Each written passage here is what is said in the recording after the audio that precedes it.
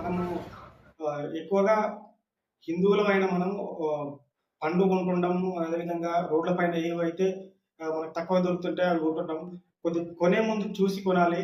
మనకు ఒక ఆరిఫ్ అనేటోడు ఢిల్లీలో ఒక ఏరియాలో మనకు బల్బీర్ నగర్ అనే ఏరియాలో ఒక కొబ్బరి బొండాల్లో తోపుడు బండి మీద నడుపుకునే వ్యక్తి ఆరిఫ్ అనే వ్యక్తి తను కొబ్బరికాయలు కట్ చేసే కత్తిని నీళ్ళలో కడిగి దాన్ని తెచ్చి మళ్ళీ దాపెడుతున్నాడు. అంటే అదే కత్తితో మోరిలో ముంచిన కత్తిని, మోరిలో దాన్ని కడిగిన కత్తిని కొబ్బరికాయలు కొట్టి వాటర్‌ని ప్రజలకిస్తున్నాడు. అంటే కలుషితమైన కత్తితో కొబ్బరికాయ నీళ్ళు కొట్టి మనకిస్తున్నాడు కాబట్టి, మనం ఇట్లాంటివి తాగడం వల్ల రోగాల బారిన పడొచ్చు.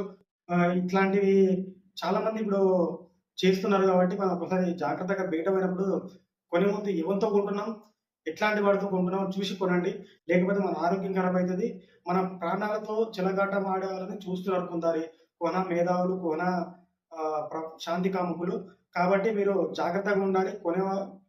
కొనేవాడు మంచివాడా కాదా? కొనేవాడు ఎట్లాంటి వాడు అని చెప్పేసి తెలుసుకొని మాత్రమే కొనాలి. లేకపోతే మన ఆరోగ్యం మనమే ఖరాబ్ చేసుకునే ఉంటాం.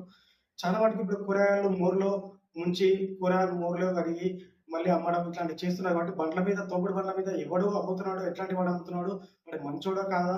కొద్దిగా మీరు ఆలోచించి కొనాలని చెప్పేసి నా విజ్ఞప్తి. మీకు ఈ వీడియో నచ్చినట్లయితే లైక్ చేయండి, కామెంట్ చేయండి, షేర్ చేయండి. అదేవిధంగా ఛానెల్ సబ్స్క్రైబ్